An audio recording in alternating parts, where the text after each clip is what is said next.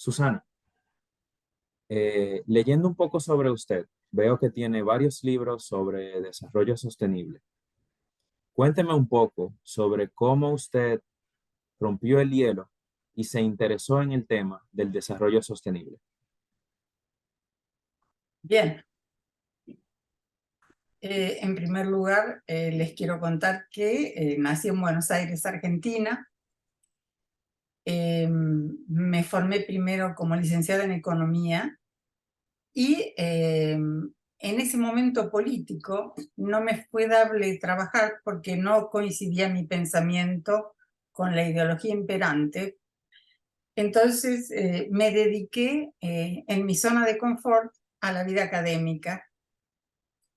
Durante muchos años dicté clases de principios de economía y por interés propio comencé a indagar algunos temas medioambientales.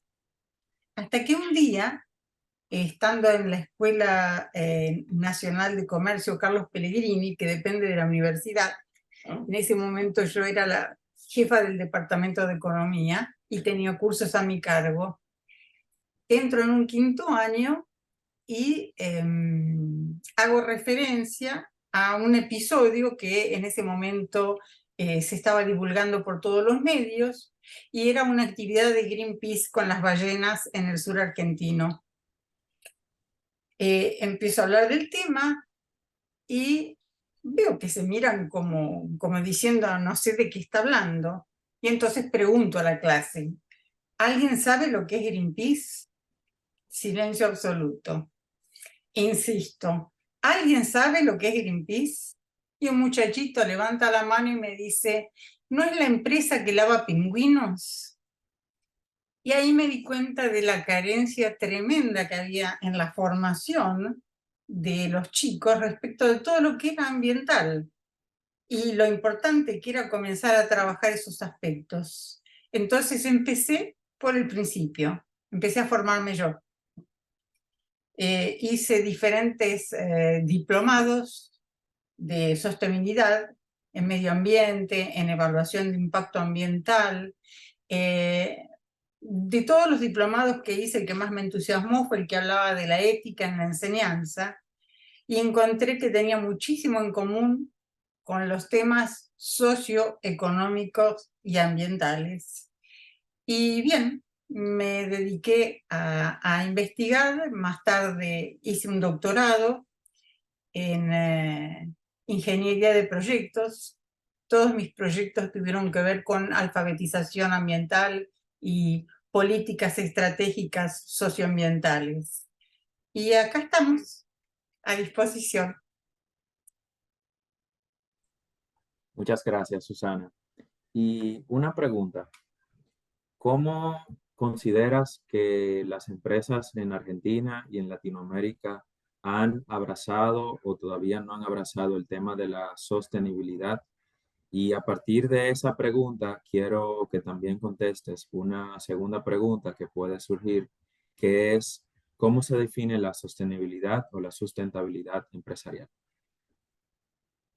Bien, la sostenibilidad, y sin intentar hacerlo, la definió Brundtland cuando presentó por primera vez su tesis de los límites al desarrollo.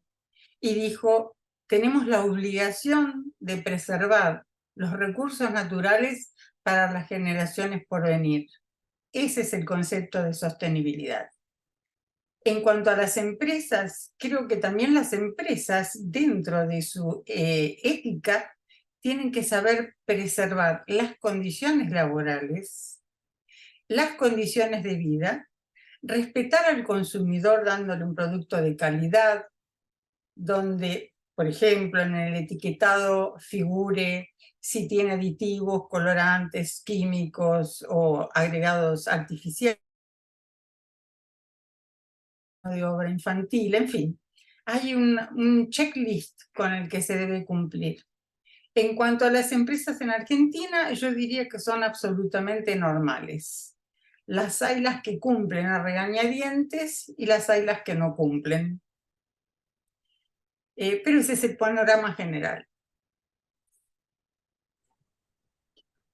¿Cómo como estudiantes y profesionales podemos practicar la sostenibilidad? ¿Cómo se practica la sostenibilidad? Bien, hay varios clichés al respecto. Muy probablemente los estudiantes que nos están escuchando estarán pensando en las 3 Rs: reducir, reciclar y reusar. Y cuando uno les pregunta de dónde viene el oxígeno que respiran, inmediatamente se acuerdan del arbolito de nuestra infancia. Muy pocos saben que casi el 70% del oxígeno que consumimos viene de los fondos oceánicos. Hay unos animalitos muy minúsculos, se llaman nematodos, son los que toman, empaquetan partículas de carbono y liberan oxígeno, y eso alcanza para que respiremos no solo nosotros, sino también todo el reino animal y vegetal. Dicho esto, volvamos a la pregunta original, que era: ¿cómo se hace para controlar la ética en las empresas? Le voy a contar. Estando yo en mi zona de confort, dedicándome a la vida académica, durante una época fui muy solicitada para dar conversaciones y charlas académicas, y me invitan a lo que yo creí que era un congreso para hablar de un tema de represas. Y fui preparada como para dar una clase, y me encontré con la sorpresa de que en realidad se trataba de la represa Yacine-Tapipé, que había una enorme cantidad de gente presente, que se habían generado muchos contratiempos porque no se ponían de acuerdo la empresa con algunas personas damnificadas por la obra. Y yo inocentemente empecé a hablar de mi tema, que es de la ética en el manejo, tanto de las audiencias como del personal. Y este aquí que tanto aquellas personas que estaban perjudicadas por esta obra, aunque siempre hay perjudicados y beneficiarios, no existe el código cero, como la empresa se interesaron por lo que yo decía. Y así fue como mi primer trabajo me buscó a mí. Me contrataron para manejo de audiencias. Cuando se hacen los estudios de evaluación de impacto ambiental hay 2 instancias, de modo que yo tenía que preparar un taller no solo a los presuntos damnificados, sino también a los técnicos, cosa de que bajaran el lenguaje para poder explicar a la gente común qué es lo que se iba a hacer, en qué iba a beneficiar y en qué iba a perjudicar. Y así comencé mi trabajo. Creo que a partir de esta experiencia es muy difícil poder decir a los demás cómo se encuentra ese primer trabajo o cómo uno tiene que especializarse. Pero créanme que todo lo que aprendí durante mi vida, todo lo llegué a utilizar de una manera o de otra. Cuanto más se aprende, más herramientas uno tiene para resolver problemas. Es todo lo que puedo decir.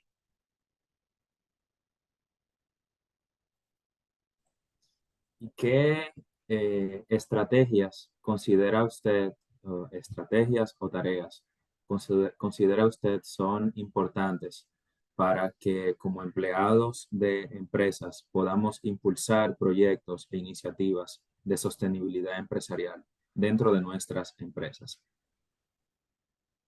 Creo que los 2 pilares fundamentales son los mismos que sirven para la investigación y para el conocimiento en general: curiosidad y motivación. Cuando uno tiene la curiosidad de saber a quién se está beneficiando o a quién se está perjudicando y cómo se puede ayudar, y uno tiene la motivación para prestarse a hacerlo, encuentra siempre vías de solución. En ese sentido, abrazo mucho mi carrera básica, la economía, porque una de las cosas que aprendí es la optimización paretiana. Una sociedad está mejor cuando al menos alguien está mejor que el promedio de la sociedad. Y una sociedad está mal cuando al menos alguien está por debajo de esa línea aceptable. Entonces, teniendo esto como fundamento, buscando que haya el menor perjuicio posible y que en un negocio, en una investigación o en un proyecto todos salgan beneficiados, es como se encuentra un óptimo. En cuanto a qué elegir y por dónde comenzar, depende de la sensibilidad de cada uno. Es tan valioso aquel que recoge cartones como el que está investigando cómo manejar los desechos radioactivos para que no afecten a la sociedad. Espero haberle contestado, no sé si lo Sí. conformé. Y en esa misma línea, Sí. ¿cómo nosotros podemos, como universidades, llevar a cabo proyectos ambientales y proyectos de desarrollo sostenible? No solamente en el ámbito académico, y si puede mencionar algún ejemplo, sino en el ámbito práctico también. Bien. Yo dicto en un máster dentro de la Facultad de Ingeniería de la UBA, un par de módulos, y les hago hacer como ejercicio a mis estudiantes que salgan por sus respectivos lugares habitacionales, por sus barrios, que recorran la cuadra y cuenten cuántos árboles hay, cuántos tachos hay para dejar desechos y separar residuos, que revisen las alcantarillas si no están tapadas con hojas y corre agua, en fin, les hago un checklist y les digo, para cambiar el mundo hay que empezar por cambiar la cuadra donde uno vive. Salgan, miren y busquen cómo solucionar. Creo que la ambición más grande comienza a partir del átomo.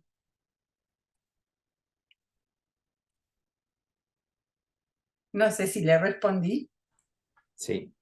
Y en Argentina, que es el contexto actual donde usted pues vive, ¿qué ejemplos puede darnos, si existen algunos, de proyectos de sostenibilidad y pues, de desarrollo sostenible que pudiéramos nosotros aquí en República Dominicana no copiar, porque somos grupos, aunque somos parecidos, pues tenemos nuestras diferencias, pero sí utilizar como motivación para encontrar también soluciones a algunos problemas que identifiquemos como comunes?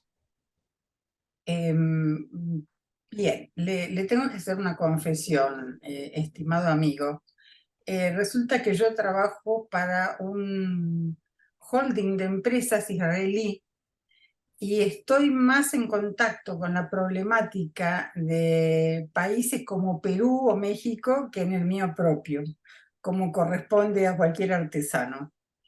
Y le podría decir que el problema en común que encuentro en todos los países es el mal tratamiento o no tratamiento del agua.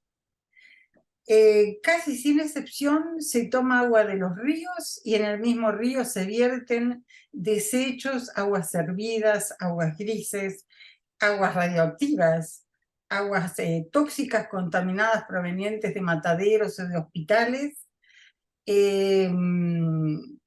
Me pasó hace poco, no quiero dar el nombre del país, estudiando la problemática de un país, de ver que estaban muy preocupados por problemas de contaminación de un río muy importante y no habían tomado en cuenta que ese río que venía de las montañas venía de una zona donde había una explotación minera, así que venía con residuos Ujú. y con restos de plomo muy contaminante. Bueno, creo que el problema de los tratamientos de agua es imprescindible.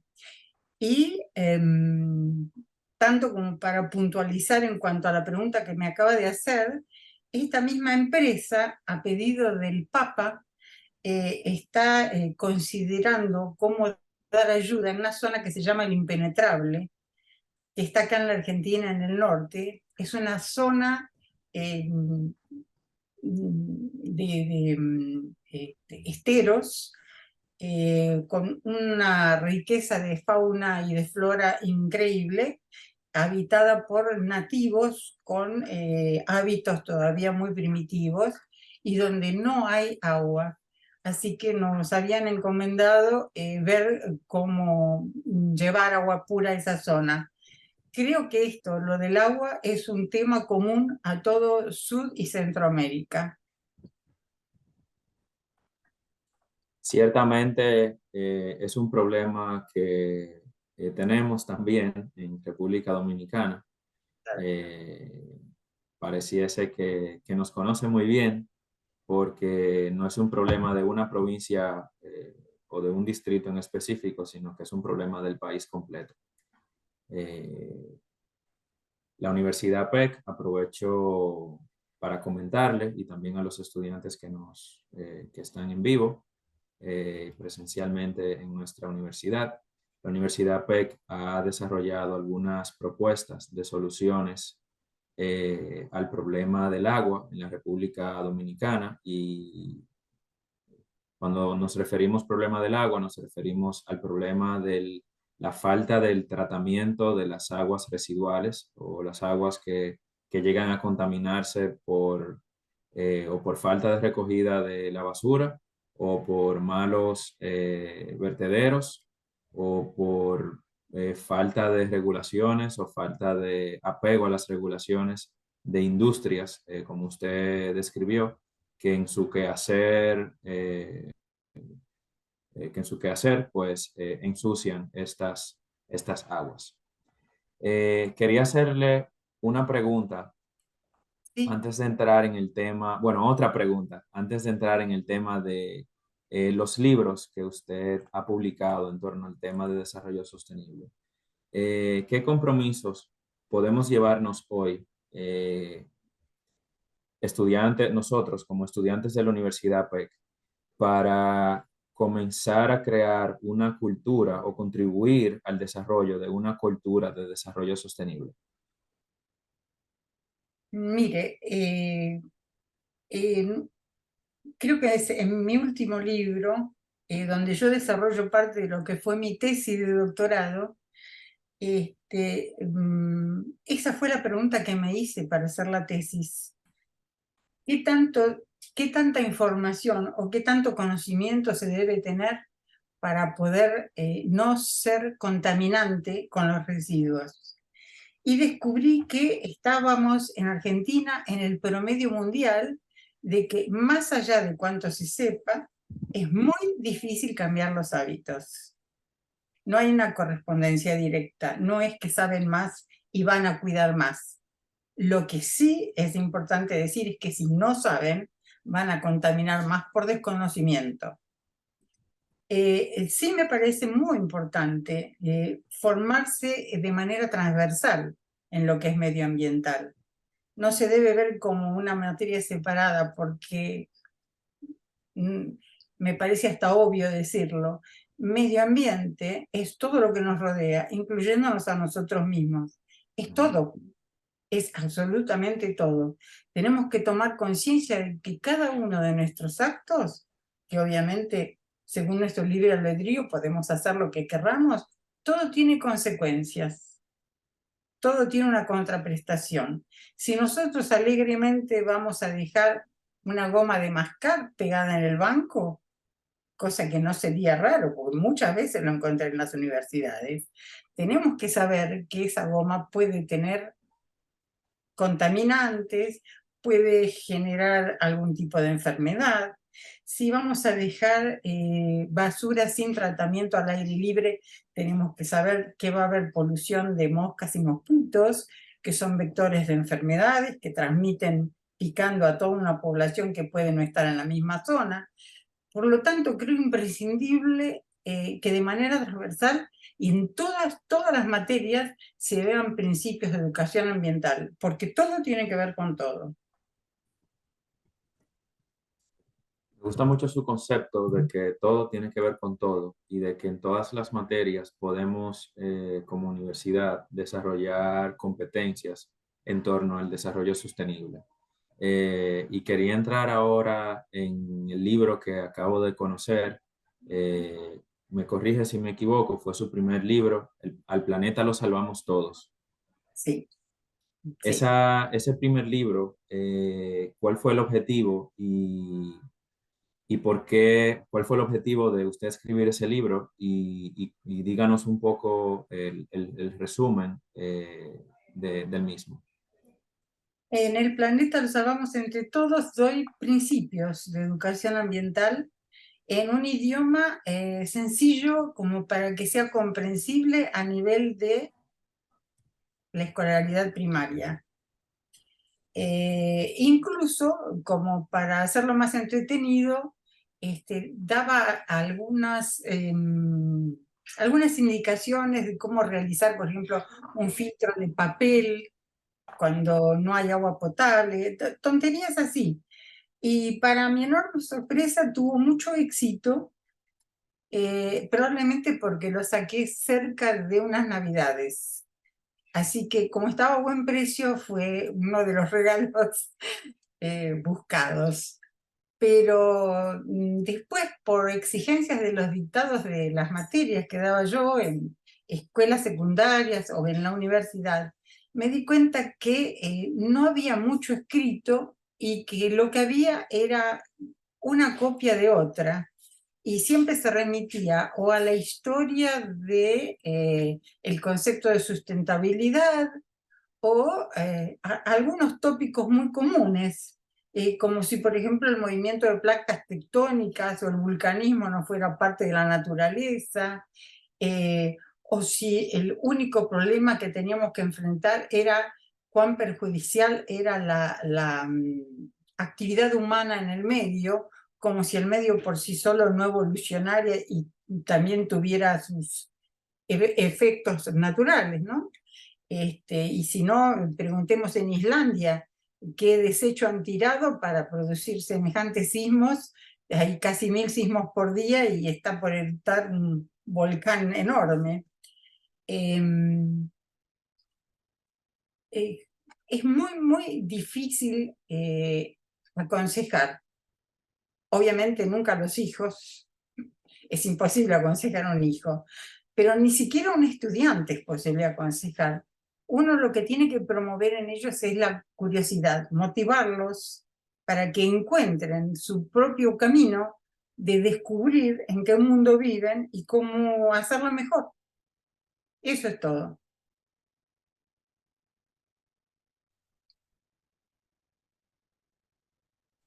Una de las cosas que yo me llevo de de esta rica conversación con usted es que a mi hija, yo tengo una hija de 1 año y 9 meses, el objetivo no es enseñarle mucho sobre biodiversidad y sostenibilidad, sino más bien promover que una de sus competencias naturales sea la curiosidad, porque Exacto. entiendo que si ella es curiosa, eh, tarde o temprano, ella va a querer tener un medio ambiente, que es todo lo que nos rodea, que sirva y sea útil tanto para nuestra generación, y aquí tomo una palabra que usted dijo hace unos minutos, como para también las generaciones futuras. Todos Sí, van a ser con la curiosidad, o sí, todo va a morir con la falta de curiosidad que tenga. exactamente, exactamente. Es muy importante, usted que está hablando de un niño pequeño, dejarlos entrar en contacto con la naturaleza. No está mal que junten hormigas con una ramita. No está mal que sigan a una abeja para ver qué hace. No está mal que arranquen una flor y miren qué es lo que tiene adentro. Ese primer contacto no hay cómo reemplazarlo con ningún texto, porque es la experiencia de cada uno. Eh, no sé, ¿será que amo la naturaleza? A usted le consta. Una pregunta en relación a su libro Desarrollo Sustentable y Medio Ambiente, y aprovecho para notificar a todos nuestros estudiantes que están observando esta conferencia importante, magistral con usted, que está disponible de manera gratuita en Google, Sí. escribiendo Academia, Desarrollo Sustentable y Medio Ambiente por Susana Pesis. Lo pueden descargar, como ya yo lo hice. ¿cuál es la importancia de leer este libro? Que de nuevo está gratuito para todos nosotros. Em, Usted me está haciendo una pregunta que yo diría con un término muy americano es on the edge, en el filo, en el borde. Porque he descubierto que a partir del desarrollo de la inteligencia artificial, si yo estoy dictando clases vía Zoom, no les puedo hacer preguntas a mis estudiantes porque rápidamente con la inteligencia artificial y el teléfono saben todo. Sí. Entonces opté por evaluarlos por las preguntas que hacen, por la curiosidad que me demuestran y no por lo que escriben. Si usted me dice en qué es importante este libro, yo le diría que es importante de acuerdo a la curiosidad que se les despierte por saber qué es el medio ambiente o por qué estoy yo acá y no otra persona. No sé, hace 30 años hubiera sido muy importante entrevistar a alguien que supiera usar muy bien la máquina de escribir. Hubiera sido muy importante entrevistar a alguien que supiera revelar fotos. Le podría dar miles de ejemplos de actividades que eran tan importantes y que ya desaparecieron. Lo que sí queda es la curiosidad. ¿Cómo es posible que una camarita logre captar una imagen con colores y hacerla permanente? O un sonido que escuché, una música que recuerdo de cuando era pequeña, una canción infantil. Y eso que yo llamo motivación, acompañado con curiosidad, si nos acompaña durante toda la vida, nos puede hacer realmente una vida muy interesante y muy provechosa para nosotros y para las generaciones por venir. Eso es sostenibilidad. Creo que usted contestó la última pregunta que tenía, que era sobre algunas palabras de motivación para tener más curiosidad y seguir investigando en el tema de desarrollo sostenible, no solamente reciclar, no solamente estar interesado en el medio ambiente, sino, como usted comenta, tener la curiosidad de, de buscar más información para encontrar soluciones a problemas que tenemos nosotros y que tienen otros, y también a valorar más todo lo que tenemos, que se nos ha dado. Así es, así es. Y le voy a contar algo más que pareciera no tener nada que ver y lo tiene todo. Yo tengo unos cuantos años y por suerte no he perdido la curiosidad ni la motivación. Y de ahí que le voy a hacer este relato. Hace poco me asombré en Israel, en uno de los viajes que hice por motivos de trabajo, se estaba presentando una empresa que había conseguido obtener mediante tejido mamario producir leche. Pero no solo tejido mamario en general, sino con muestras de tejido mamario de ser humano, producir leche que se estaba comercializando para los nacidos prematuros que necesitan tomar leche de madre. Se lo cuento porque a mí me asombró muchísimo. Y si nosotros, y digo nosotros porque también estoy en el tema de educación, si nosotros logramos que nuestros estudiantes se asombren con este tipo de cosas, se interesen por averiguar más y se pongan a leer, ya hemos conseguido nuestro objetivo, porque nuestro objetivo no es simplemente informar.